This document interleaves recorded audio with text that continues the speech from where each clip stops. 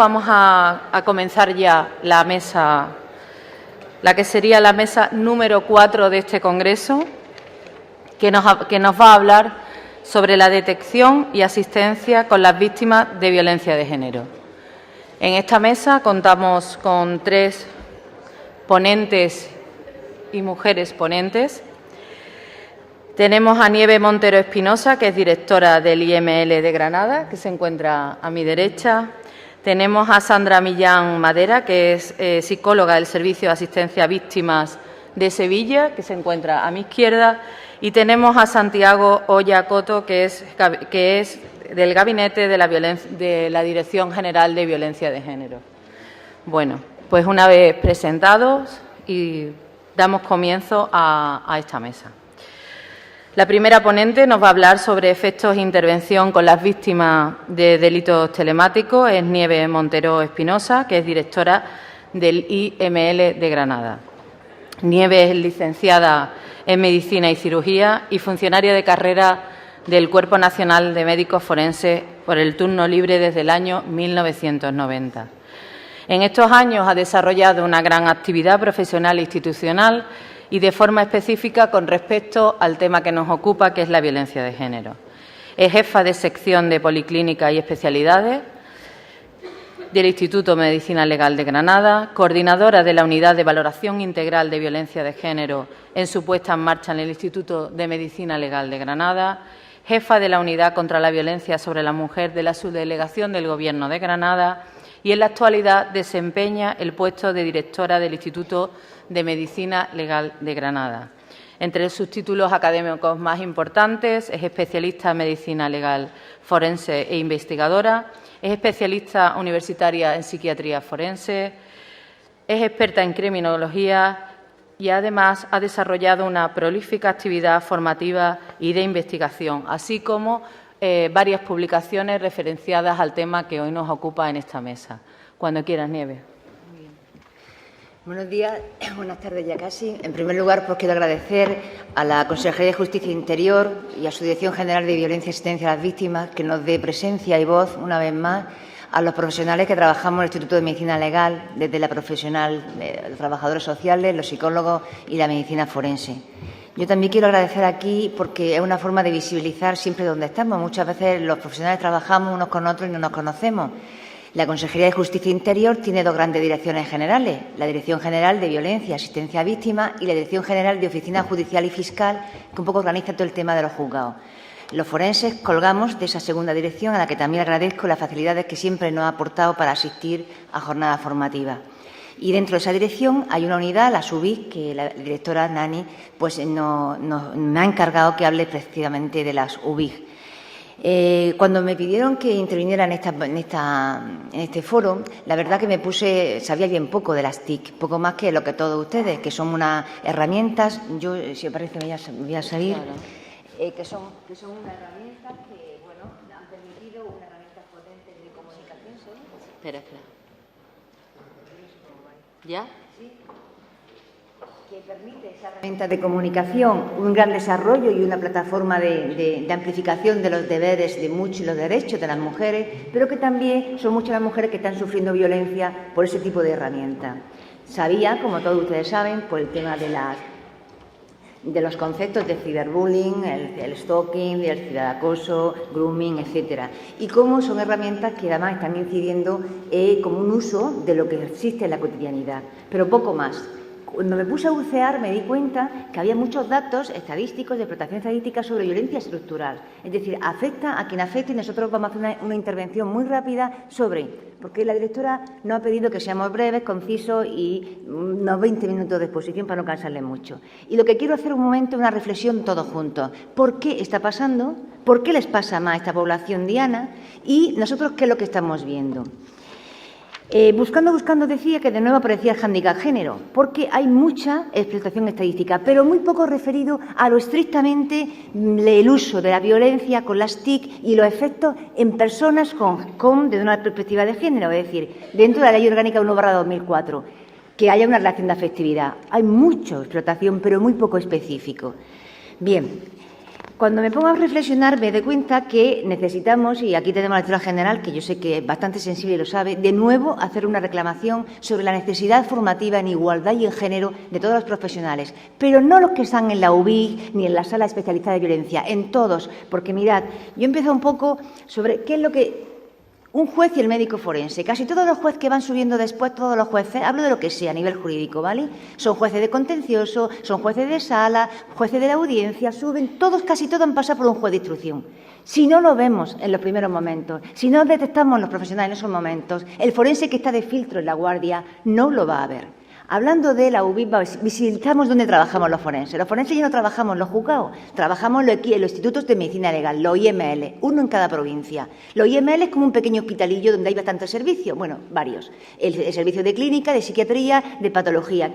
Me interesa que esto quede claro porque, aunque no viene al contexto, pero que ustedes sepan dónde estamos los forenses hoy y la cantidad de cosas que estamos haciendo.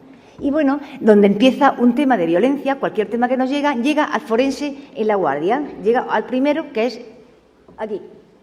Si el forense que está en la guardia, si no sabe de género, si no sabe de igualdad, si no sabe de ti, si no sabe en general de cualquier cosa, poco va a discriminar, no va a detectar, con lo cual o resuelve solo o resuelve mal. Pero si no puede resolver, porque entiende que hay una habitualidad, que hay muchos más datos, lo pasa a la unidad de valoración, que es esta, la SUBIG, que habrán oído hablar. Son unidades especializadas, formadas por un trabajador social, psicólogo, psicóloga, y de la medicina forense. Estos elaboran el informe que después podrán servir de prueba en los procedimientos penales para una habitualidad. Decían los fiscales, dicen los abogados, que sin informe de UBIG nunca se va a aprobar la habitualidad. Sí que no corresponde a esto, que eso ya no lo sabemos y que no corresponde a este Congreso. Pero mire, mi posición siempre es la misma. Y la posición es la misma. En género tenemos que repetir y repetir, porque son tantos los años que nos lleva el machismo, son tantos el año que nos lleva el modelo patriarcal, que si no lo repetimos, como dice Laura Nuño, las mujeres ahora mismo estamos defendiendo lo conseguido y luchando para que no lo arrebaten. Y en esta picote y en este rollo no permiten que avancemos. En género tenemos una formación continuada porque lo conseguido se olvida. Y centrándonos, yo quiero que recuerden estos tres elementos de la violencia característica para después compararlos con los que estamos sufriendo, ¿no? Es una violencia es una violencia que tiene una mayor especialidad de coordinación, una atención global que lo necesita y una formación. Yo tenía otra que es la que quería. Esta violencia, a diferencia de las violencias estructurales, es sistemática, continuada y mantenida en el tiempo y de intensidad creciente. Quiero enlazar un poco con lo que dijo ayer Enrique y lo que ha dicho después Leire, que ha sido una exposición magistral, e incluso con las TIC, que son TRIC, la relación, porque vamos a entender un poco por qué los jóvenes están o por qué están tan impregnados de esta situación. Pero ojo con esto, cuando hablamos de violencia de género, no es lo mismo que una agresión puntual. Una mujer maltratada no es una mujer agredida. La violencia de género se caracteriza porque es sistemática, es instrumental, tiene un fin y es continuada y mantenida en el tiempo. Aunque con intermitencia, que es lo que crea la dependencia paradójica, que después haremos una comparación de reflexión personal que probablemente sea criticada en el foro. Pero lo que explicó ayer Enrique Chiburúa, de esa dependencia paradójica donde la mujer quiere tener al agresor donde está, queriéndola, amarla, es el magnífico, el que me quiere, y cuando baja a lo infierno continuamente está pensando en volver a subir. Ese es el círculo de violencia y eso es lo que la mantiene en ese círculo de violencia de género, que es continuada pero intermitente en el tiempo, porque si no, no hay persona que aguante una sumisión continuada. Se moriría o se rebelaba. Decía antes que el machismo está y el patriarcado está permanentemente en toda la estructura, y tenemos que percibirlo y tenemos que aprenderlo. Como dice una gran catedrática, Juana María Gil, mi amiga Fanny, dice que el género no se intuye, el género se tiene que estudiar. La perspectiva de género tenemos que estudiarla y aprenderla con H intercalada, porque si no, no la percibimos y entonces, si no lo percibimos, no detectamos la violencia de género. Haremos cosas sin especificidad y nunca veremos una valoración integral. Y me van a permitir, con respecto a esto, como reflexión, y porque voy a enlazar con el modelo adictivo de las dependencias de lo que pasa en género, con una reflexión que hace un señor, Mariano Nieto, que pertenece a estos machismos, hombres contra la desigualdad de género, y dice: salvando la distancia, algunos nos reunimos por lo mismo que los alcohólicos anónimos. Recordamos que seguimos siendo machistas, aunque intentamos dejar de serlo. Eso es el patriarcado. Continuamente está ahí, continuamente está volviendo. Bueno, ¿y qué tiene la violencia con las TIC que se puede diferenciar de la violencia de género o cualquier otro tipo de violencia? Pues, bueno, esto es lo que conocíamos todos, el sexting, el grooming, que yo no voy a entrar en ello porque ya se repitió ayer, se ha repetido esta mañana. Son distintas formas de ejercer una violencia con una herramienta, las TIC. Bueno, hablaremos un poco después de las maniobras de coacción, que es la que mantiene a la mujer en ese círculo tan pernicioso y de forma tan paradójica, ¿no? Pero, ¿qué es lo que tiene estas TIC? Bueno, pues ya se ha dicho, me van a perdonar, pero casi todo se ha repetido. Hay poco porque veremos después como una de las conclusiones que no hay nada nuevo, sino que todo se está adaptando al momento histórico que vivimos. Y eso será una de las reflexiones finales. Los profesionales tenemos el deber moral de estar formados y estar viviendo en el momento histórico que vivimos. No podemos estar viviendo en el siglo XVI como esa periodista que publica ese libro. La violencia es anónima y parece que no tiene cara porque está detrás de una máquina, tú no lo ves. Y parece que a distancia, pero no debemos despeñar ni dejar de darle importancia a esa distancia, porque la violencia, aunque sea ejercida a distancia, las personas que la están sufriendo están impregnadas, viven en esa violencia. Esta juventud de los nativos digitales están viviendo, están inmersos. Mirad, decía Amelia Barcárcel en una magnífica conferencia, dice, si tú le pides a alguien que vive en el mar que te explique cómo es el fondo marino, te dirá de todo menos que es húmedo. Pues esto pasa cuando estás metida en las TIC. Estás tan inmerso de lo que estás escuchando que no ves la distancia, no ves el anónimo. Tú le pones cara y tiene el mismo sentimiento que lo que estás recibiendo en fuerte. Hay además una reproducción infinita. La capacidad de las TIC es eso. Un contenido se reproduce de forma infinita. La viralidad que tiene por su replicación como los virus es altísima. Y el que se lo manda a uno lo vuelve a abrir en círculo. El daño que produce se reproduce de nuevo otra vez. Es una memoria indefinida, porque lo que se colga en Internet siempre queda en Internet, ahí va a estar, y amplifica los hechos. Además, hay un tema muy importante, la distorsión de la imagen y la distorsión de los datos. Los datos que se cuelgan no siempre corresponden a la realidad, casi nunca corresponden a la realidad, con lo cual se construyen con lo que construye el imaginario social de quien recibe. Y eso, como después veremos, crea un doble moralidad, lo que se espera de los chicos y lo que se espera de las chicas. Y después hablaremos también de la violencia simbólica, que brevemente también lo ha dicho Leire, es decir, en las TIC, en nada, hay un montón de fuerza de comunicación. Está en la palabra con la imagen, eso es la bomba. Es lo que más es el contenido. Un libro, cuando lo leemos, no nos impregna tanto que cuando tenemos precisamente la imagen, lo táctil, lo intuitivo.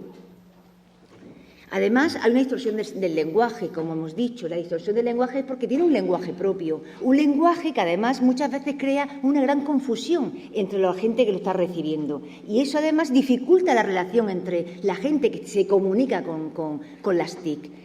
Es una distorsión de la forma de relación, y estoy muy de acuerdo con lo que decía antes María, que no son TIC, sino TRIC, y hay que meter el elemento de relación porque es un elemento distorsionador y que a la vez se puede aprovechar para ser bueno y cambiar la perspectiva, y además distorsiona esa forma de comunicación directa. De hecho, después analizaremos el último informe de la Dirección General de Violencia de Género, cómo se está bajando la detección y la forma de empezar las relaciones sexuales, las relaciones afectivas, y cómo además ya no quedan en la calle, quedan en la red.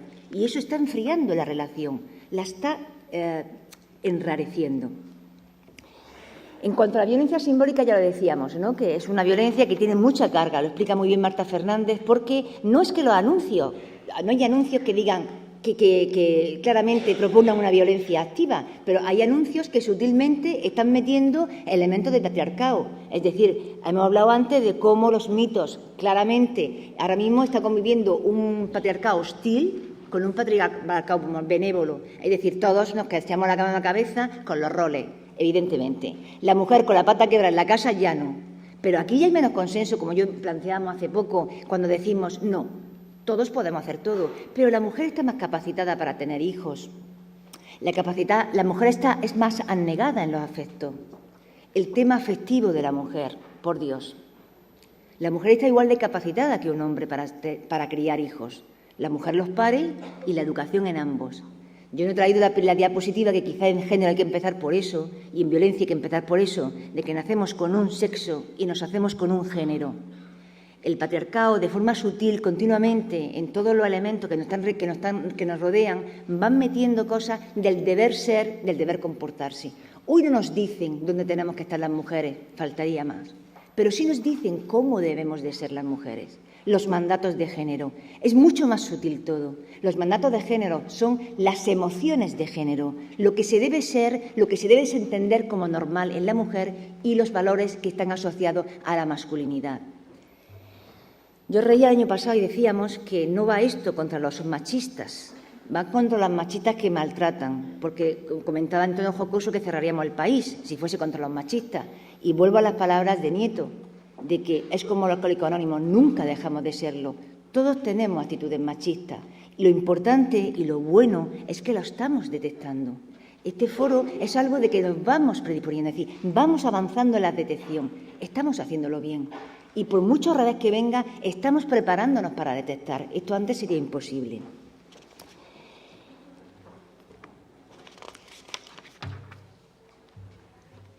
Bueno, ¿y por qué está pasando? Pues está pasando porque la permanencia de los chicos, de nuestros jóvenes en las redes sociales es una conexión permanente. Ya he dicho antes que no quedan en la calle, quedan en la red. Además, esa red es un altavoz infinito y de reproducción continuada para todos los contextos y para todos los mensajes que quieran ir recibiendo. Y los jóvenes no son los operadores de las plataformas digitales. A ellos, a esos intermediarios de plataformas digitales, donde tenemos que estar muy, muy encima, porque son los que reproducen ese contenido de series televisivas que ni quiero nombrar, porque es porquería, ese tema de los videojuegos, del guerrero, que ha dicho antes Leire también, el caballero fornido, y las mujeres en los juegos de los niños que empiezan con 10, con menos años, están cosificadas, las ponen al lado de los objetos de los hombres.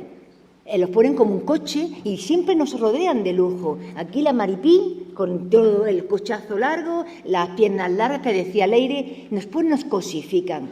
Una vez más, ese estudio que se ha elaborado por la Delegación, por la Complutense, a instancia de la Dirección General del Gobierno, dice que con respecto al 2010, las niñas están denunciando más violencia, pero fijaros qué contradicción. Sin embargo, en las ideas sexistas están mucho más aumentadas que hace 3 años. Por un lado, somos capaces de decir sí, eso es violencia, pero por otro no lo estamos percibiendo. Y conforme estamos inmersos más en el mundo de las TIC, menos lo estamos percibiendo. Es decir, el sexismo está interiorizado en ese patriarcado benévolo que yo le he dicho, lo que es permitido, porque además es muy amable con nosotros. El patriarcado que nos dice lo maravillosas que somos, lo bien que lo estamos haciendo y es como benefactor. Eso nos está perjudicando, porque no dais cuenta, es como nos cuidan como las niñas pequeñas. Es decir, nos hacen vulnerables. Allá hablábamos de lo que es la mujer víctima. Ya está bien, pero hay que ser No. Señora, pase usted, señora. El pase usted es algo educado. Yo digo, señor, pase usted. Pero a mí lo que me fastidia, y lo decíamos antes, lo decía María, somos más papitas que el Papa. Señora, señorita, por Dios. Llevo 20 años y tengo 50 diciendo que yo soy señora, aunque no tenía todavía ni el bachiller. Bueno, los mandatos de género, por favor. Lo que decíamos antes de las niñas, los mandatos de género. Nosotros seguimos inculcando ese miedo que tenemos cuando nuestros hijos salen, no es el mismo que cuando salen nuestras niñas, pero le estamos metiendo miedo y es que lo más triste es que es verdad. La sociedad está sexualizada y cuando nos ponen los videojuegos, los anuncios, un modelo femenino que triunfa, está masculinizado y erotizado. Lara Croft. Eso se vende. Y los videojuegos que me entretuve en mirar lo que están haciendo los operadores son tipo de Sims, enfermera, cuida de mascota, de recorte. Es terrible, porque la plasticidad de los niños empieza con los 3 años. Si no lo cogemos ahí, estamos perdiendo mucho camino. Los adolescentes estamos donde están y son nativos digitales. Se han socializado en las TIC, pero vamos a volvernos a los niños de 3 años. Vamos a tirar para atrás. Ahí es donde tenemos la cantera de un futuro que nos puede, que además yo soy muy optimista y sé que lo vamos a conseguir. Ahí es donde hay que trabajar. Y los mitos del amor romántico, ya lo han dicho antes. El machismo se cuela en las relaciones de nuestros jóvenes por el romanticismo. La idea del que el amor todo lo puede.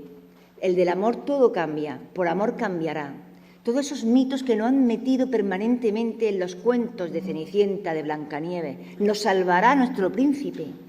Lo ha explicado muy bien Leire y yo no voy a entrar porque ha puesto unos ejemplos magníficos. El amor romántico, la media naranja. Yo no soy nada si no tengo a mi complemento.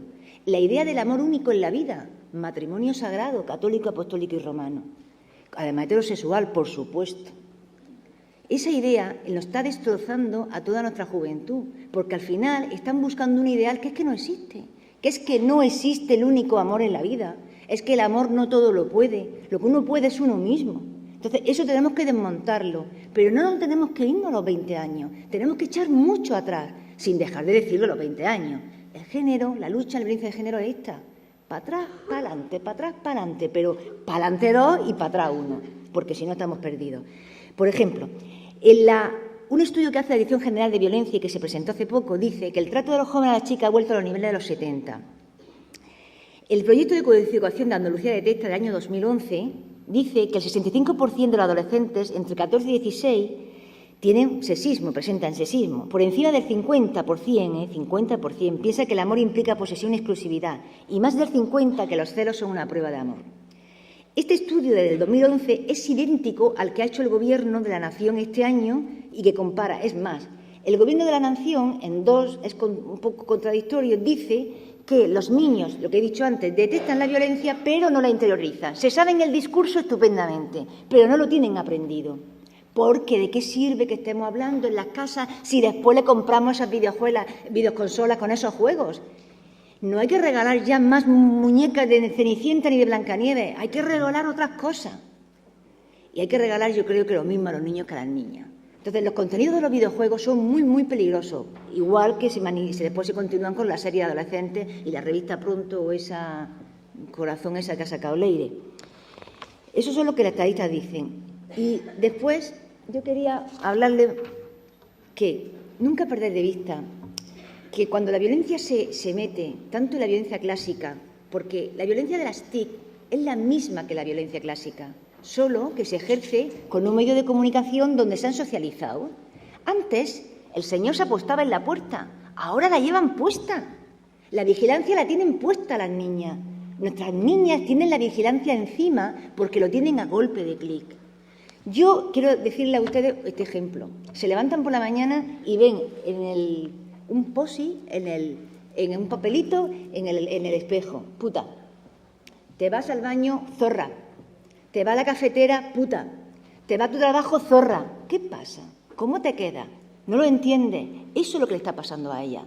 La sensación de agobio, que es como lo expresan, la sensación de impotencia, es terrible porque lo llevan puesto y además no lo pueden controlar porque tú dices quita ese papel y tú lo quitas, pero ellas no pueden quitarlo. Ellas, aunque bloqueen al que le ha mandado el papel, ese ya lo ha mandado a muchos. Todo se dimensiona, todo se va de sus manos. Eso les crea una frustración tremenda. Con respecto a esto, la estrategia de adecuación, las estrategias que utilizan ellos son a veces de humillarse, de autodegradarse para despertar la pena, la culpa. Ayer hablábamos de la culpa en la víctima. El miedo es potente cuando tienes un acoso físico, pero en las redes lo que más está funcionando y cuando nos llegan es por la culpa que he hecho yo, porque lo estoy haciendo pasar mal, porque además estoy sometida a mi autocrítica, pero a la de mis iguales, porque todo el mundo opina sin conocer a la chica, todo el mundo está advirtiendo continuamente, como eso hace muchísimo daño. Y por dos cosas. Primero, porque la conducta del reproche social que tiene un niño y que tiene una niña es totalmente distinta. Hay un ejemplo, si llego a pillarlo, que hay un estudio donde dice que las chicas cuando beben alcohol se asocia siempre a que va a haber relaciones sexuales. Y ellas mismas se autocensuran porque es como predisponer a ese paso. Mientras que los chicos cuando beben alcohol se sienten mucho menos responsables de su acto. Quiere decirle cuando mandamos las imágenes sexistas. Las chicas, cuando eso ya se ha disparatado o se ha perdido de su círculo, porque claro, lo que decía ayer Enrique, aquí se confunde el círculo privado con el social y el público. Se disemina, o sea, no hay frontera. ¿Y qué ocurre? Que ellas no controlan. Esa historia que yo le digo, bueno, yo bloqueo al que lo ha mandado, pero eso ya está perdido. Está perdido. Y el reproche social que el grupo de par y el social hace sobre ese comportamiento en la chica es totalmente distinto al que recae sobre el chico. ¿Qué hacen ellas? Pues lo que no deben de hacer. Lo que hacen las víctimas en la vida física, offline, no online. La que hace la violencia clásica, se retiran de la red. No salen, no bajan ya a la calle y se retiran de su medio de comunicación y de relación, como decía María. Eso es lo peor, porque se produce el aislamiento clásico de la violencia de género. Con esto lo que yo quería decirle es que, en definitiva, lo que tenemos es una violencia clásica que se ha introducido como una herramienta del siglo XXI y que tenemos que estar preparados para aprovechar la potencialidad de esta herramienta del siglo XXI y detectar y cortar aquellos elementos negativos. Y voy muy rápida porque es mucha más. Las ecuaciones y la forma de control. Mándame un WhatsApp cuando llegue a casa. Ya sé que hora llegas y que no tengo ni que mirar cuando está la última conexión, porque todos lo hacemos. Oye, cuando llegas manda un WhatsApp. Oye, cuando llegas me llamas. Pero antes me llamaban una vez. Imaginaros lo que es sentir el teléfono sonar media hora. Ring, cuelga. Volvería loco a alguien. Eso es el WhatsApp. Pi. Es terrible. Y después yo también quería hacer un análisis sobre ¿por qué pasa? ¿Por qué está pasando esto? Bueno, esto ya lo hemos puesto.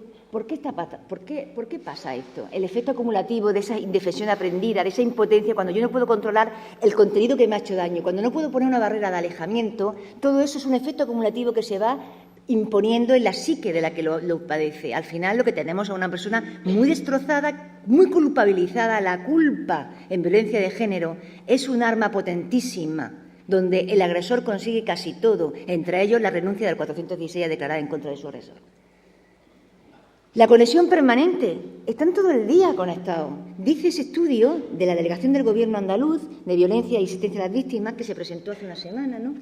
Dice que el 95% de los adolescentes utiliza en 2013 Internet a diario, 95%, y que 1 de cada 4 pasa más de 3 horas al día en el ordenador. Inteco, el Instituto Nacional de Tecnología de la Comunicación, dice que un 36,5% entre 15 y 24 años son consumidores continuados al día de redes, de medios. Entonces, ¿qué es lo que pasa? Estos jóvenes en este momento aprenden, como diría Juana Gil, aprenden esa donde están inmersos, esa cultura que le está bombardeando permanentemente, porque es que la llevamos puesta. Y después, a esta edad, hay otra cosa que yo quería analizar con ustedes, y es la edad. La hormona disparata, y eso sí es biológico, en ellos y en ella. Todo se vive de forma intensa. Es una población nativa, es una población diana donde todo lo viven las emociones con una intensidad en lo más. Empiezan sus primeras relaciones afectivas. Solo le pasa a ellos y a ella. Lo viven todo de tal manera que poner ahí a cortar, no, por eso no nos pueden ni ver. Por eso se relacionan con sus pares de iguales, porque son los que le entienden. Todo se sobredimensiona. Entonces, el amor, la idea de amor romántica que está ahí, es lo más. Para alguien de 50 años, hombre, el amor está muy bien cuando dura, cuando está. Pero a ellos es que va a estar siempre. Lo que me pasa a mí es lo más y me va a durar toda la vida. Esa es la puerta por donde se cuela. Si dan con un prenda, que es con esa señal de alarma que ayer decía Enrique, tendremos un maltrato. Si dan con gente igualitaria, pues no tendremos un maltrato, ¿vale? Como en la vida. Tendremos a lo mejor un machista que le diga qué buena está, enséñame las tetas, pero no te pego. Tendremos machistas, pero no maltratadores. Para el machismo todavía nos queda mucho tiempo, pero lo estamos haciendo muy bien, ¿eh? La ley /1/2004, buenísima, per se es persuasiva. Ha evitado y está evitando y este es el paradigma que tenemos los profesionales hoy, tenemos que cambiar el paradigma de conocimiento y violencia de género. Esta media de latencia que decíamos antes de 10 años se está reduciendo. Los niños hoy, para mí, un año en suspiro, para mí un año pasa rápido, para ellos 3 meses... Lleva 3 meses de novia. Eso es toda una vida. Y no digo esto con sorna, lo digo con mucha reflexión. Tenemos que pensar que 3 meses en ellos es mucho tiempo, y mucho el daño, y mucho el sentimiento. Y tenemos que individualizar, como siempre, los casos de violencia. Para eso está en la unidad de valoración integral. Necesitamos muchos datos. Después haré otra crítica con el tema de la UBI, si me da tiempo. Pero nosotros necesitamos ver eso, cambiar nuestro conocimiento de violencia de género y adaptarnos. Tenemos el deber moral, los profesionales, de vivir en el siglo XXI y pensar como el siglo XXI. Yo no puedo pensar como mi madre. Mi madre no pensaba como mi abuela. Mi madre me dirá, bueno, hija, a ver, aguanta un poco, total. Esto no ha tocado, ¿no? Este tema de cuidar, las cuidadoras, ¿verdad? No, somos 4 hermanos, somos 3 hermanas, pero las mujeres, menos más que el pobre hombre tiene 3 hijas, porque si no, no lo cuidaba nadie. Vale, ese discurso, pero yo no puedo pensar como ella. Mi abuela decía, bueno, si te pega una torta, buena está. Pero nosotros tenemos ese deber, de verdad, de aprenderlo y de sentirlo. Por eso, directora, necesitamos formación en género y en igualdad. Si no lo vemos, si no somos capaces de ver la diferencia, porque lo tenemos aquí, todos estamos impregnados, no vamos a poder parar esto. Y la percepción del tiempo, pensar en ello. 3 meses para ello es una vida. Y yo, otro elemento que ya quería poner como discusión. ¿Por qué? Me he ido, ¿no? ¿Por qué tan intenso esto de las TIC? Bueno, pues yo, la única cosa que se me pudo ocurrir es hablarle de mí. Yo, hasta hace muy poco, los telefonitos de la guardia que nos dan a los forenses son magníficos. Dicen que son muy malos, pero son pedacitos pequeñitos, los Nokia. Esos Nokia. Que clic, clic, habla y te llaman, punto. Yo llegaba a mi proveedora de teléfono, me dice, oye, Nieves, que ya tienes punto, cámbiate a un smartphone. No, primero era táctil. Yo, que no, que yo quiero uno que tenga botones. Nieves, que son teclas. Bueno, pues eso, que tenga teclas. Que yo no quiero que dé. Bueno, el año pasado, en 2012, me regala mi primer smartphone. Que pin, que sí, que lo necesitas, que tal. Media tarde. Fue fácil, muy fácil. Enseguida me di cuenta y lo empecé a manejar rápidamente. Hasta tal punto que ahora, cuando cojo los otros, que no son smartphones, me paso el rato para que pase la pantalla y no pasa, no se mueve. Y a los 3 meses me regala mi primera tableta. Bueno, pues yo ahora, cuando voy a los ordenadores y conscientemente veo una pantalla y me paso ping, ping, ping y no se mueve. Lo tengo aquí. Y lo tengo aquí en menos de un año, con mi poca plasticidad ya cerebral. Algo tiene la tecnología que tiene un sistema adictivo a nivel neurocognitivo que nos está enganchando. Algo duro, y seguiré. El último fue hace nada, la semana pasada, en Antequera. Vamos a sacar el ticket del parking. Y digo, bueno, voy a sacar el ticket de la factura. ¿Quiere factura? Sí. ¡Ting! Nada. Y cojo a mi compañera y digo, pues nos quedamos sin ticket. Y me mira, le veo una cara guasa, digo, ¿qué pasa? Y dice, Nieves, que hay botones. Había botón, pero yo no lo veía. Yo le daba la pantalla iluminada con la imagen del ticket, de tal. La violencia simbólica, la carga que tiene la imagen y que la tenemos aquí lo tenemos dentro, es potentísimo. Bueno, y otra cosa de reflexión que lo hablaba ayer en la mesa era, aparte de ese caso de ejemplo mío, el modelo Prochaska. Miren, en dependencia hay un modelo para explicar las recaídas, la gente que quiere dejar la droga y cómo vuelve. Para nosotros una recaída no es una recaída, no es un fallo, es un paso en el periodo del cambio, en el estadio del cambio. Es fundamental. Y el modelo Prochaska estudia muy bien lo que es la dependencia paradójica, el quiero y no puedo. Y eso pasa en la violencia de género. 3 veces intento salir y 3 veces vuelvo hasta que consigo salir. Cada mujer tiene su momento. Y hablando del modelo Prochaska, empecé a pensar en por qué es tan potente. Esto es reflexión y no está en los libros. Probablemente se da esta barbaridad. Pero pensé en la cocaína, una de las drogas que crea más adicción, más rápida y que más baja, por su potente subida a nivel neurocognitivo, a nivel cerebral, y potente bajada. Y dentro de la cocaína, aquellos productos que se snifan o se respiran porque se distribuyen muy rápido en sangre y muy rápido suben a nivel cerebral. La coca base, el crack, etc. Y yo pensaba que esto, y lo dejo ahí como un proyecto de estudio, tiene que activar algún mecanismo, ya sabemos de lo potente que es el estudio neurocognitivo, pero algunos núcleos a nivel mesencefálico, alguna línea que enganche tanto. Le habla a alguien que se ha pasado años rehusando los teléfonos táctiles. ¡Años! Yo quería un teléfono con teclas, que aprendí a decir eso. Y que en nada de tiempo, con una poca plasticidad cerebral, se ha enganchado de la tecnología.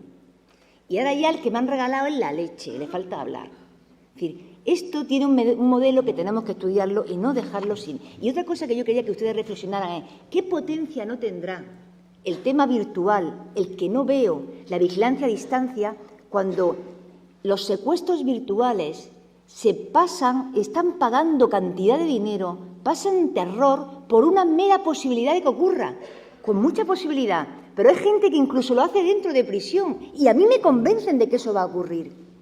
Y es un secuestro virtual sin imagen, con una línea de teléfono. Piensen qué puede ocurrir y cómo hoy la estrategia, las guerras, las armas que utilizan los que pueden, porque la historia la escribe el que gana y la historia hasta ahora la ha escrito el hombre, con mayúsculas, y algunos artículos no han dejado escribir a las mujeres. Nos están manteniendo de nuevo con contenidos sutiles porque ya no nos pueden engañar, ya no puede venir el terrible Hulk ni el hombre lobo, lo vemos de lejos, pero sí nos están metiendo esta benevolencia, que lo mejor de mi casa es mi mujer, pero el mí delante.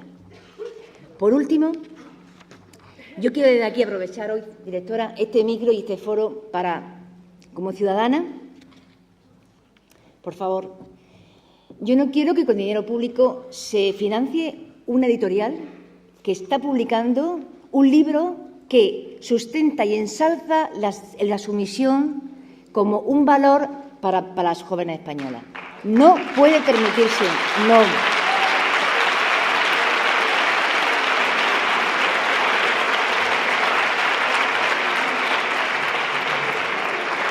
El arzobispo de Granada, una vez más, desbarra para el mismo lado.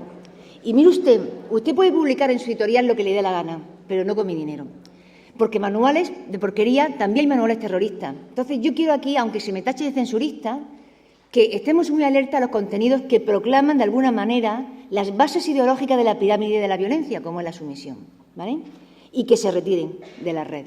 Que haya verdaderos ciberactivistas denunciando esos contenidos.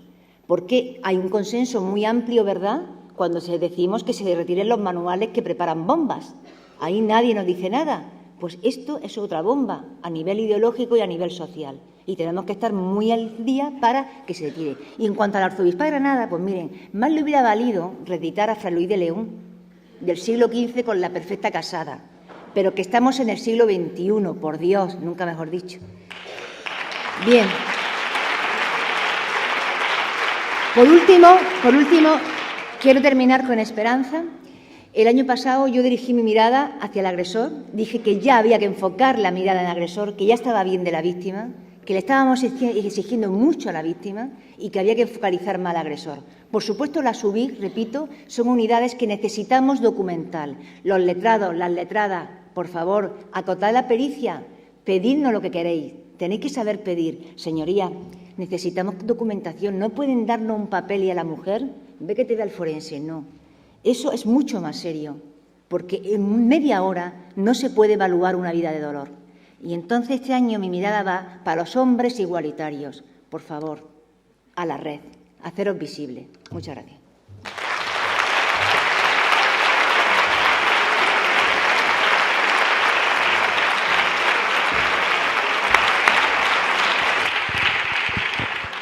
Muchas gracias, Nieves, a ti por tu claridad expositiva y tu concreción en el tema. Bueno, vamos a continuar con esta mesa y ahora le toca a Sandra Millán Madera, que es del Servicio de Asistencia a la Víctima en Andalucía, en concreto es de Sevilla, de Los Sabas, y nos va a hablar sobre la asistencia a víctimas en los nuevos escenarios de la violencia de género, redes sociales y mensajería rápida. Sandra es licenciada en Psicología, es experta universitaria en Criminología, tiene la suficiencia investigadora en Neurociencia, ha hecho cursos de formación especializada en víctimas ante el sistema jurídico español, es experta universitaria en malos tratos y violencia de género. Y entre su experiencia laboral y en servicios asistenciales destacamos psicóloga criminóloga en el Servicio de Asistencia a Víctimas en Andalucía de Sevilla, SAVA, que es lo que realiza en la actualidad, miembro del Consejo Asesor de Asistencia a las Víctimas en Andalucía, coordinadora del área psicológica del Servicio de Información Jurídica, Asistencia Legal y Atención Psicológica a las Mujeres Víctimas de Violencia Sexual y Abusos Sexuales en Andalucía y psicóloga del Programa de Asistencia a Víctimas de Agresiones y Abusos Sexuales en Sevilla. Ella también ha formado parte del equipo como psicóloga del programa del Punto de Encuentro Familiar en Sevilla. Tiene una amplia experiencia como docente y tiene una amplia experiencia también en investigación en materia de violencia de género y violencia doméstica. Sandra, cuando quieras. Muchas gracias.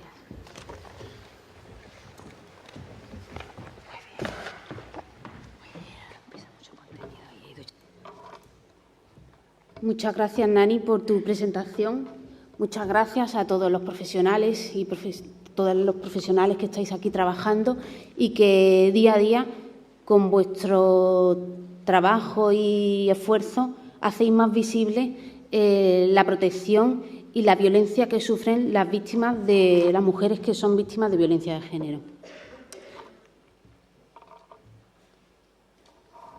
Yo voy a hablaros de los nuevos escenarios en los que se está produciendo la violencia de género, los nuevos escenarios que llevamos hablando desde a lo largo del día de ayer y en el de hoy, en el que además se da una serie de características de las que la violencia va a adquirir una nueva forma de expresiones. Ahí hay algo.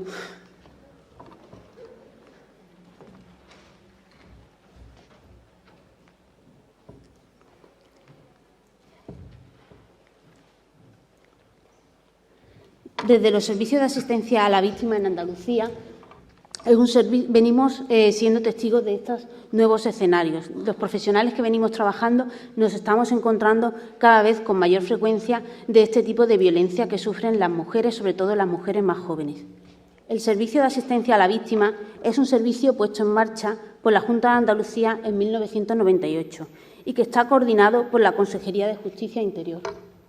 Es un servicio que nace a raíz de la Ley 3595 de asistencia a víctimas de delitos violentos y contra la libertad sexual.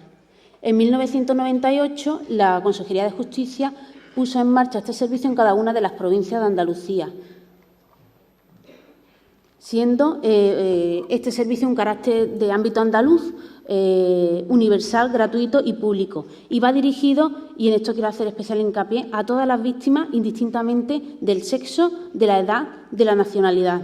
Es un servicio gratuito y que va dirigido a informar, asesorar, proteger y apoyar a las víctimas de delitos y faltas. Queremos ser un servicio que sirva para acercar a la ciudadanía a la justicia. Queremos ser un servicio que con este acercamiento consigamos reducir los efectos que va a producir la victimización secundaria.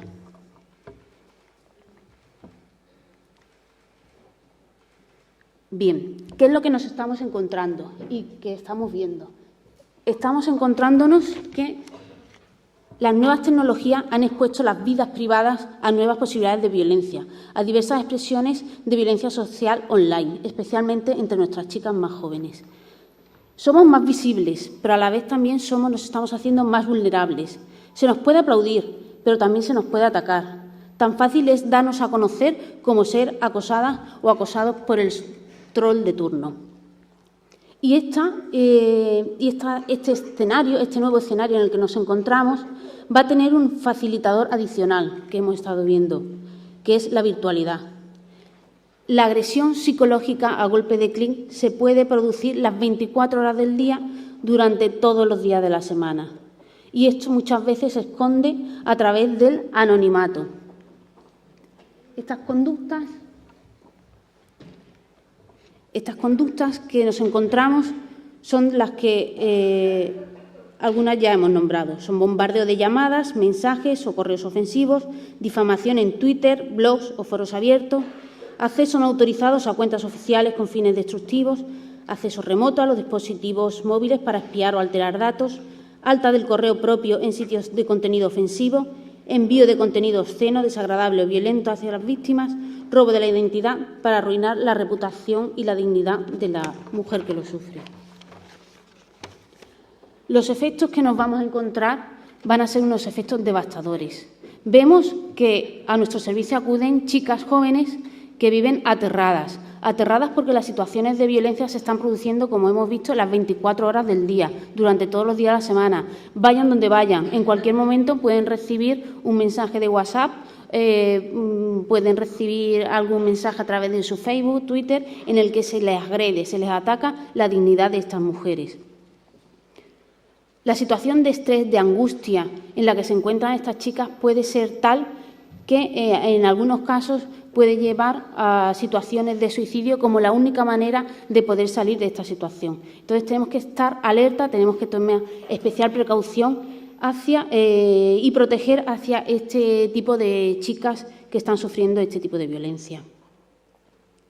Muchas veces, por lo menos así los familiares, así nos lo hacen también saber, no ven ninguna, no hace falta, no es necesario ver en sus hijas, en sus adolescentes, en sus chicas jóvenes, una agresión física, un ojo morado, un arañazo, golpes, no hace falta. Basta con ver y presenciar cómo su vida, la vida diaria de esta chica se va cambiando, va afectándole en su forma de relacionarse con los demás. La ven más triste, más decaída, se encierra, llora, se pone nerviosa, tiembla cuando escucha algún pitido del móvil, etcétera. Esos son señales de alarma que nos tienen que llevar, que nos tienen que dirigir a la denuncia. Denunciar una agresión física o digital es, en este caso, es el primer paso para poder plantarle cara a la violencia de género, que se está ejerciendo a través del uso indebido e ilícito de estas herramientas digitales. ¿Qué nos estamos encontrando en las relaciones de pareja? Pues bien, las nuevas tecnologías han expuesto las vidas privadas, como hemos comentado anteriormente, a nuevas formas de violencia de género online. En las relaciones de pareja estamos viendo que muchas veces los casos de violencia comienzan con una persecución de la pareja a través de las herramientas de las nuevas tecnologías. Que te diga a quién puedes aceptar como amigo en Facebook, como hemos estado viendo, que vigile cada una de sus publicaciones o se enfade por un comentario en el muro, que te prohíba subir alguna de las fotos a tus redes sociales, que te exija que elimines a un amigo o que te controle a través del WhatsApp. Todas ellas son formas de control que tenemos que incorporar a nuestro ya conocido círculo de la violencia. Y que se producen en la primera fase del círculo, en la fase de tensión, en la acumulación de tensiones. Lo que tenemos que incorporar, que además de las humillaciones, desvalorizaciones, etcétera, y ataques contra la dignidad de una mujer, se incluyen ahora las formas de control. Y este control entra dentro de lo que se llama la violencia psicológica, que ayer también nos explicó nuestro querido profesor Echeburúa, donde muchas veces la forma de ejercerla puede ser muy sutil y la suelen justificar como si se tratara de una acción de protección del hombre que la vigila, que la controla, porque quiere saber de ella, porque se pone celoso porque me quiere, etcétera. Luego, conforme va avanzando este círculo de la violencia, esta fase de tensión, surge la desconfianza a destiempo, por conexiones a destiempo, y la situación puede generar mucha angustia y mucha tensión. Si tu pareja se obsesiona en querer saber en cada momento, en cada minuto, lo que estás haciendo por este canal de mensajería. Y aquí es importante tener en cuenta y estar alerta. El control excesivo sobre el comportamiento en el mundo virtual puede ser un indicador de violencia psicológica que se agrave con el avance de la relación. Sin embargo, estamos viendo que la fase más enfermiza, y es cuando en la mayoría de los casos nos llegan a las oficinas de asistencia a la víctima, la fase más enfermiza llega tras la ruptura. Tras la ruptura se producen la publicación de imágenes de contenido sexual de la mujer, se producen situaciones de control ya excesivo a cualquier hora, con quién hablas, con quién te ves, etcétera. Son situaciones que ponen a la mujer en una situación de riesgo, de peligro, que puede pasar a la vida offline. Bueno, pues bien, yo quiero insistir también que en estas relaciones de pareja, cuando existe este control excesivo y cuando se producen estas situaciones de violencia y estas publicaciones de imágenes, amenazas, etcétera, etcétera, se insista en la denuncia como el primer paso para poder plantar cara a esta violencia de género. Para facilitar dar este paso, la Consejería de Justicia e Interior pone a disposición de todas las víctimas de delitos el servicio de asistencia a la víctima. Como hemos dicho, un servicio gratuito que se encargará del reconocimiento, protección y apoyo a la víctima. Es un servicio de apoyo que comprende desde la acogida inicial, orientación e información y medidas concretas de protección y coordinación con otros apoyos específicos para cada víctima. El modelo de intervención que nosotros venimos realizando desde las oficinas de víctimas es el siguiente. Nosotros trabajamos primero desde el impacto psicológico que el delito, las circunstancias del delito, las características de la víctima y el apoyo social que ésta posee, producen la víctima para trabajar con ella, acompañarla durante todo el proceso judicial. Con esto conseguimos o intentamos trabajar para minimizar los efectos que va a producir la victimización secundaria.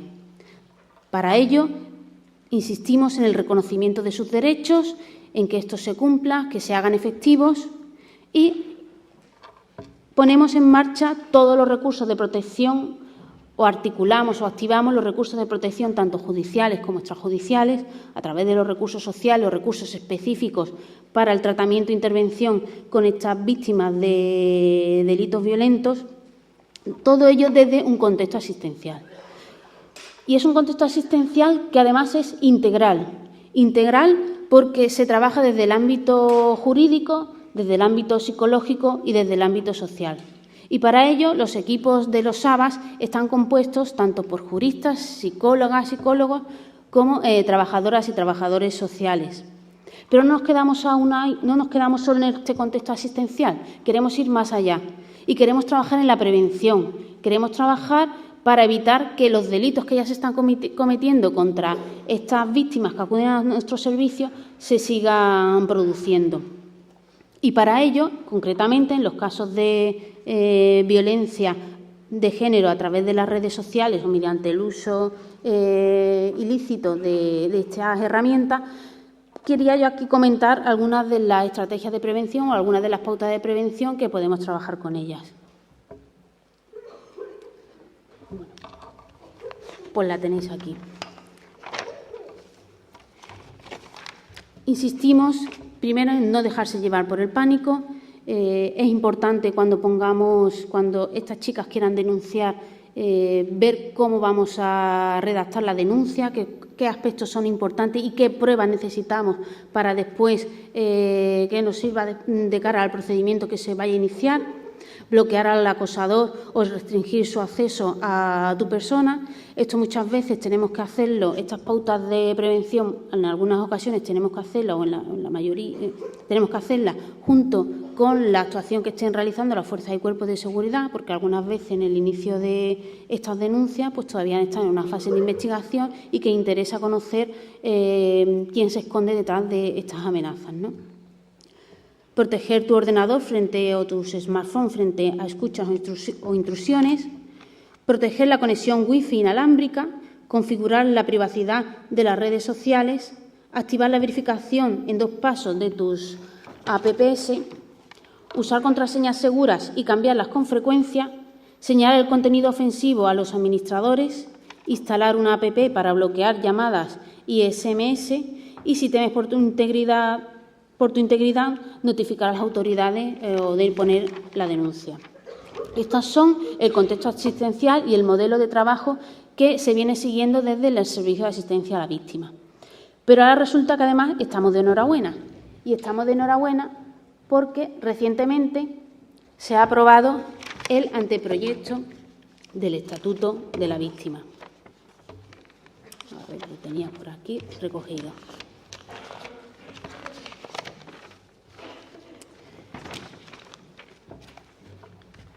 Y me gustaría aprovechar este foro para felicitar o agradecer este esfuerzo legislativo que se ha hecho y en el que se ha reconocido en un capítulo específico la labor y el trabajo que desde la Oficina de Asistencia a la Víctima ya venimos realizando en Andalucía.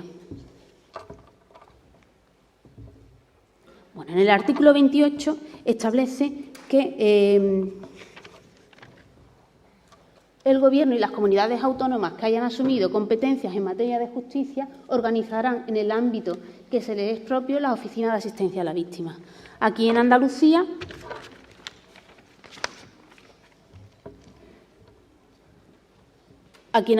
la Consejería de Justicia e Interior es la que ha recogido esas competencias y es la que imagino que seguirá trabajando para que no solo persistan los servicios de asistencia a la víctima, sino que además se modernicen. Es el mensaje que la directora nueva nos ha lanzado a todas las profesionales que trabajamos en estas oficinas, ¿no? Su compromiso por modernizar los servicios de asistencia a la víctima en Andalucía.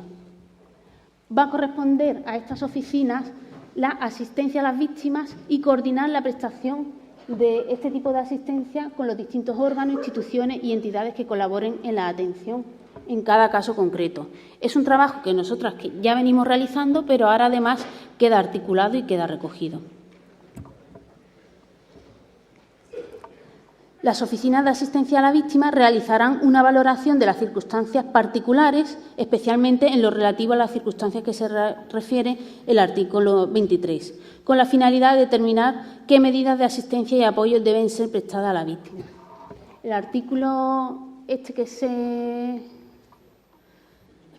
refiere recoge en el que se establecerá un análisis sobre las circunstancias, si se trata de una persona que presenta una discapacidad, si es una víctima que presenta unas necesidades especiales, si es menor, etcétera. Y hace hincapié en los distintos delitos, las características del delito que ha sufrido la víctima y la especial gravedad de ellos.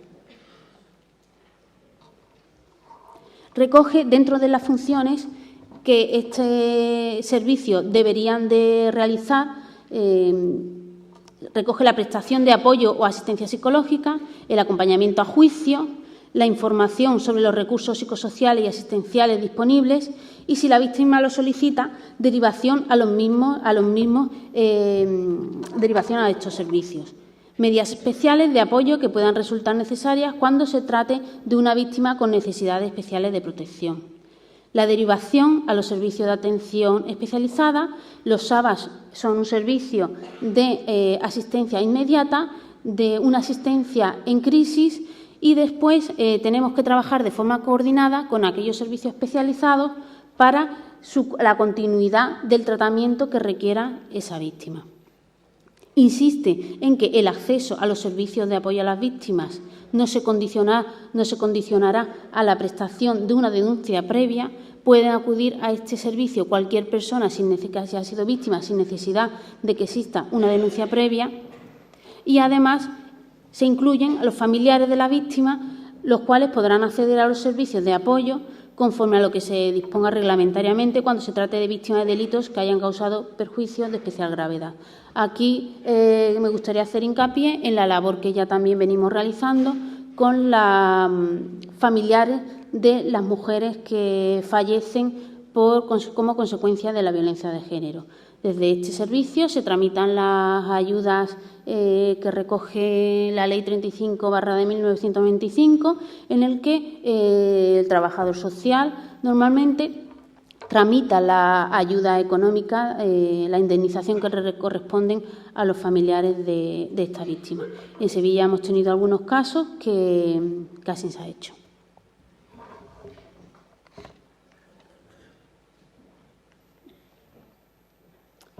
Bueno, pues por mi parte, nada más. Agradeceros a todas por el trabajo diario que estáis realizando, animaros a que continuéis con esta labor. Me gustaría desde aquí felicitar a la presidenta de Amubi, a nuestra querida amiga Pilar Sepúlveda, que se encuentra ahora compareciendo en el Congreso, ya que, como algunos de ustedes sabéis, está propuesta como candidata para el Consejo General del Poder Judicial. Y sin más, pues muchas gracias y felicitarla.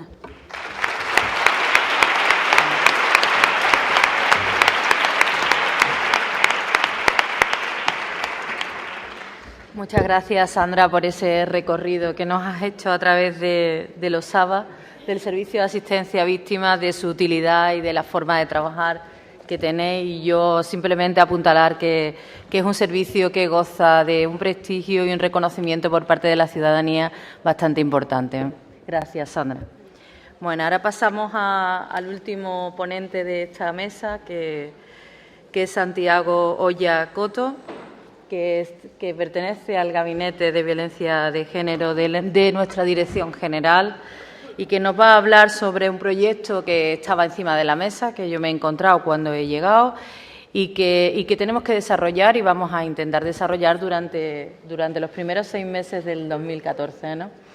El proyecto es un proyecto que se denomina Detección Precoz en Violencia de Género.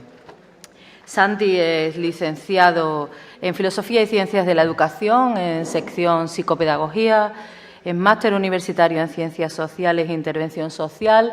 Tiene una dilatada trayectoria a través de la Administración pública en diferentes puestos y organismos, pero vamos a resaltar sobre todo lo que ha hecho en materia de violencia de género, del cual es un gran conocedor y un gran trabajador. Ha elaborado documentos estratégicos para esta Dirección General acerca de la violencia de género y la asistencia a víctimas. Es el que elabora el informe de magnitudes y estadísticas en materia de violencia de género que vosotros conocéis, al cual tenéis acceso desde nuestra página web. Ha coordinado y gestionado los recursos asistenciales del Sistema Integral de Atención y Acogida a Mujeres Víctimas de Violencia de Género en una anterior etapa. Ha coordinado y gestionado el programa Marco Red Ciudadana para la Detección y Apoyo a las Víctimas de Violencia de Género, también en su anterior etapa. Es corresponsable de la gestión en este momento del punto de coordinación de las órdenes de protección en violencia de género y doméstica en la Comunidad Autónoma de Andalucía, una responsabilidad bastante importante de esta Dirección General. Y quiero destacar la colaboración en la ejecución del protocolo de colaboración que ha realizado Santiago entre las comunidades autónomas de Cataluña, Andalucía, Comunidad Valenciana, Aragón y diferentes comunidades de sus redes de centros de acogida a la mujer y víctimas de violencia de género. Actualmente es funcionario de la Junta de Andalucía con categoría superior facultativo en pedagogía. Cuando quieras, Santi.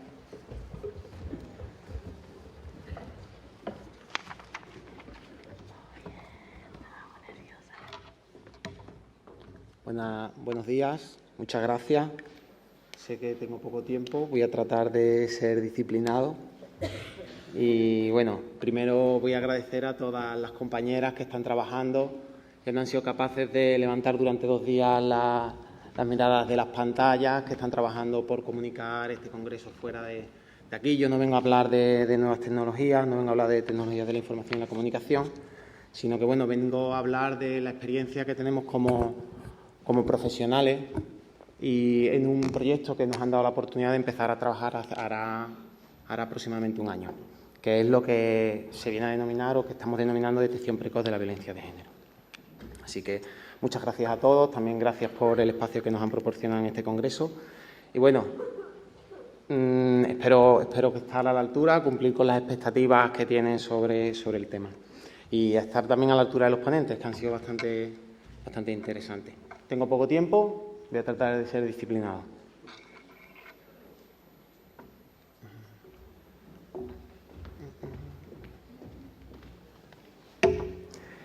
Cuando planteamos la idea del proyecto de detección precoz, yo quiero transmitir hoy aquí principalmente 3 ideas. Con que nos llevemos 3 ideas tengo suficiente. En la idea de por qué detección precoz o alerta temprana,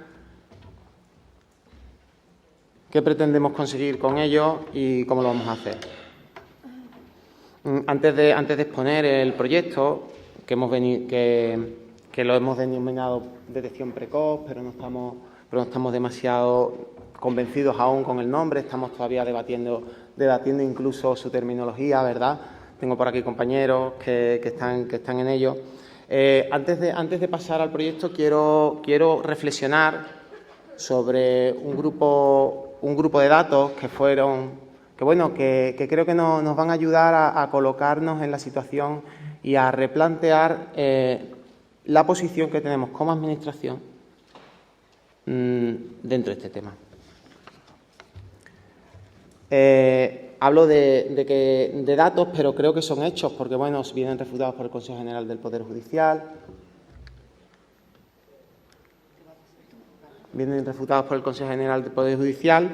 Y, bueno, aquí los he colocado, si se fijan, los he colocado de una forma que parece más o menos apetecible. Ya podemos empezar a detectarlos. Si vemos cómo los proporciona el propio Consejo, bueno, vemos que sería complejo.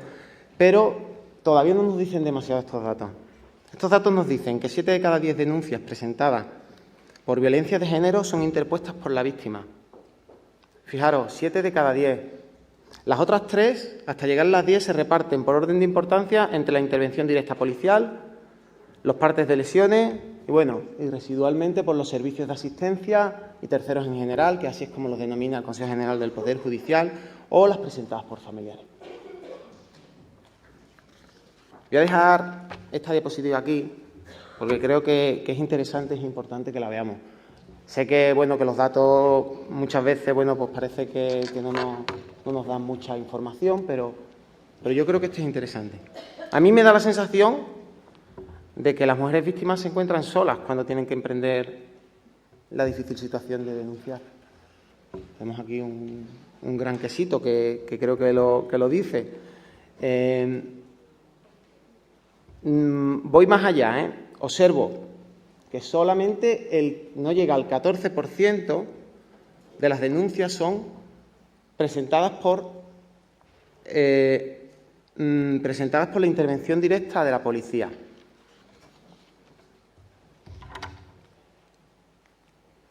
Voy a recoger otros datos y aquí quizás me tenga que pedir un poco de disculpas también, porque a lo mejor... y es sobre los delitos ingresados en España durante el año 2012, dados también por el Consejo General del Poder Judicial. Yo no soy especialista en el ámbito de lo penal, pero bueno, se ve que aquí vemos que de las 136.700 tipos de delitos ingresados, 87.000 responden a malos tratos por el artículo 153. El artículo 153 es el que recoge aquellas lesiones y malos tratos en los que no existe o no ha habido posibilidad de demostrar la habitualidad. Luego tenemos un grupo de 15.000, que parece que son muchos, por el artículo 173, que es el que describe la habitualidad.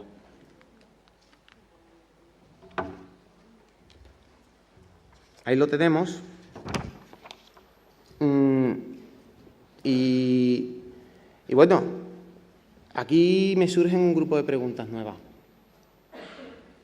Creo que todos convenimos en que la violencia de género no solo es un proceso y que está dentro del ciclo de la violencia, que no solo es eso, es un hecho estructural, es un hecho de opresión que sufre la mitad de la población. Por tanto, entiendo que la habitualidad es consustancial a la violencia de género. Y yo me pregunto que por qué solo un 12% de los delitos se catalogan por el 173. Lanzo esa pregunta. Las respuestas las conozco un poco, he hablado con compañeros, trata de la habitualidad, la dificultad probatoria que tiene.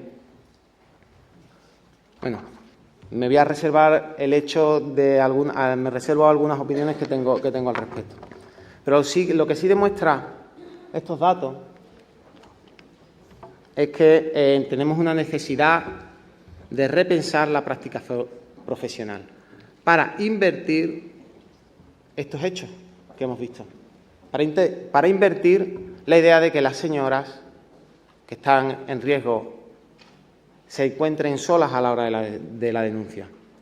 Y tenemos que invertir la práctica profesional para que seamos como profesionales capaces de detectar esa violencia de género.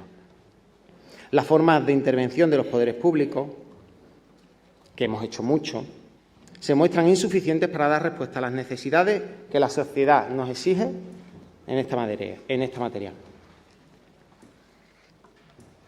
Por tanto, al amparo de esto, nos encontramos precisamente el primer problema que detectamos es el que, como poderes públicos, tenemos que hacer frente. Y esta dificultad que tenemos para actuar previamente, porque a la vista de los datos estamos dejando que sean las víctimas las que se acerquen a nosotros y no nosotros, como profesionales, acercarnos a las víctimas.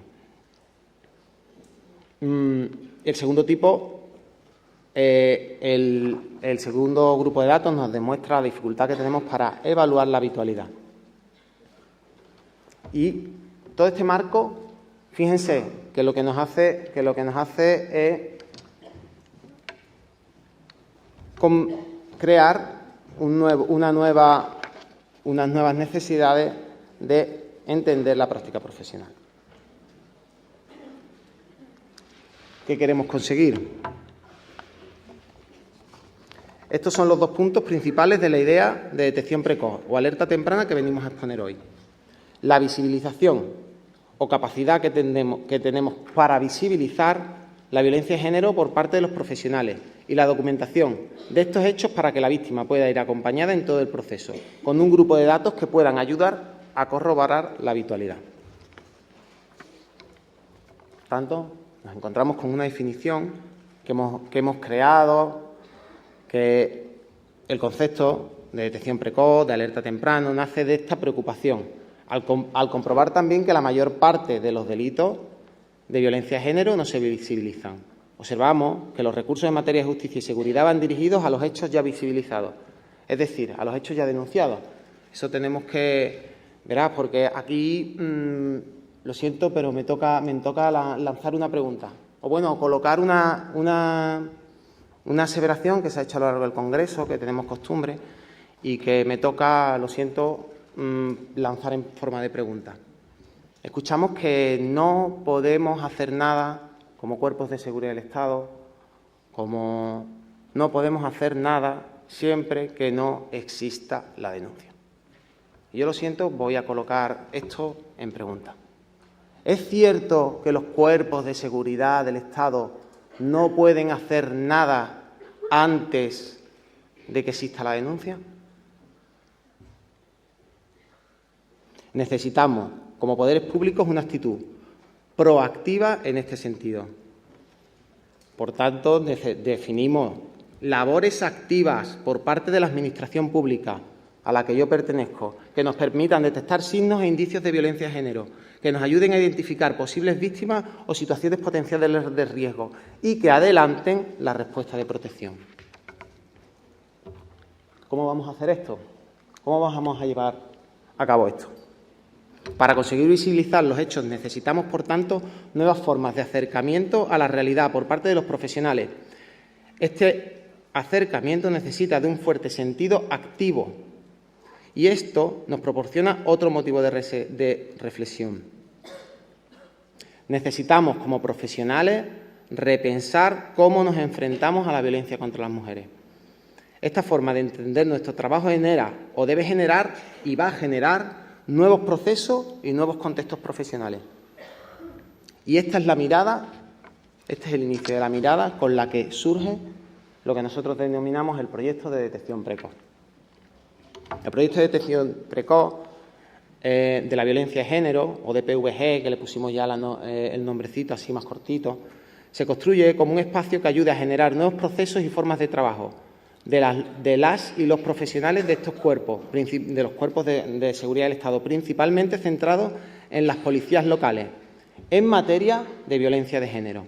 Centrar el proyecto piloto en las policías locales responde a la capacidad que tienen como grupo operativo de estar más próximos a la ciudadanía, a que manejan mejor la información que poseen del municipio, al conocimiento del entorno y sobre todo, a la permanente coordinación con otros órganos administrativos implicados en la protección.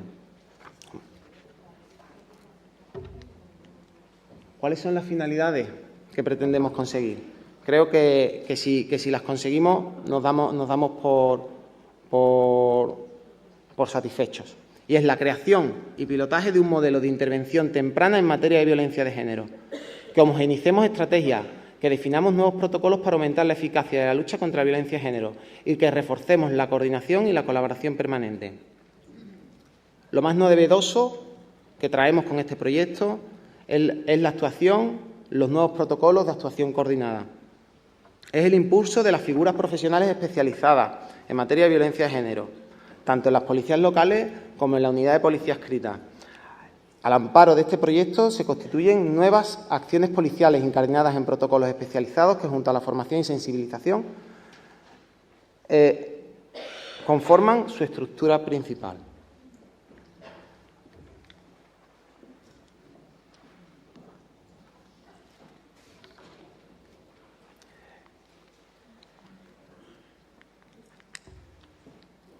El protocolo del proyecto de detección precoz se configura como el eje vertebrador de las formas de trabajo en materia de violencia de género. El enfoque del protocolo nace de la necesidad de recoger información de la realidad social, documentar cada uno de los hechos de violencia de género ocurridos en distintos contextos sociales y en sus etapas más precoces, para que, tras su análisis, se genere respuesta posterior, ya sea de carácter individual o de carácter general.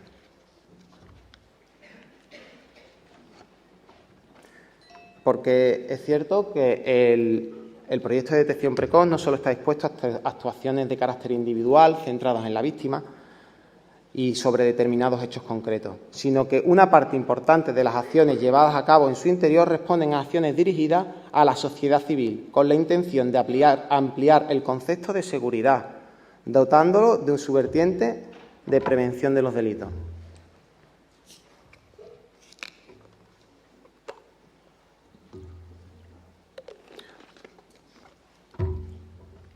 Por este motivo, el proyecto piloto se conforma como un proyecto enmarcado en los programas de desarrollo comunitario, o al menos así lo hemos entendido, puestos a través de las acciones de carácter general que se pretende visibilizar al interior de la propia comunidad la situación actual de las mujeres y fomentar las capacidades y fortalezas que tienen como comunidad para hacer frente a esta lacra.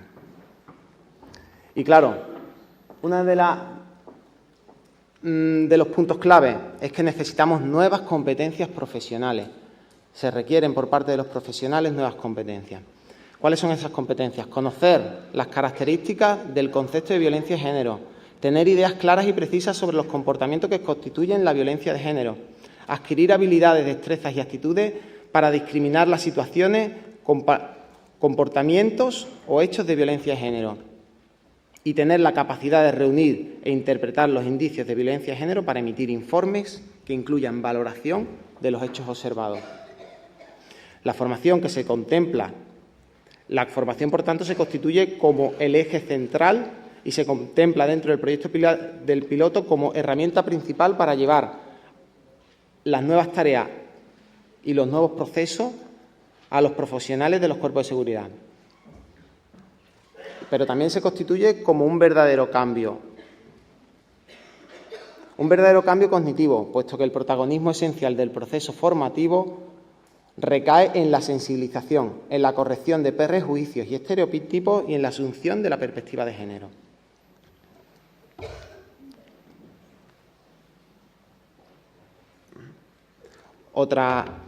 El resto de las competencias: tener capacidad de identificar factores e indicios de situaciones sociales y familiares que puedan originar la violencia de género, poseer habilidades de coordinación y de comunicación para establecer redes profesionales en la lucha contra la violencia de género, tener una mirada crítica para examinar y valorar indicios con perspectiva de género, tener conocimientos básicos en los marcos jurídicos y psicosocial que les permitan investigar sobre estos indicios.